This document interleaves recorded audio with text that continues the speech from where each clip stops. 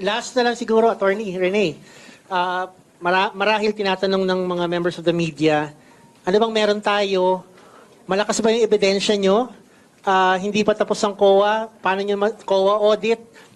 Paano nyo masasabi na malakas nga yung ebidensyang iahapag ng ating impeachment complaint? Go ahead. Okay, magandang araw po sa inyong lahat. Definitely, because of the overnight na talagang sinusubaybayan natin yung mga hearings, binasa yung mga transcripts, tinignan ang mga dokumento, malakas ang ating ebidensya laban kay Sara Duterte.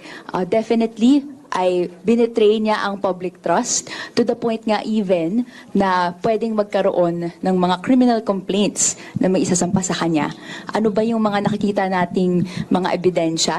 Nariyan yung clear fabrication ng evidence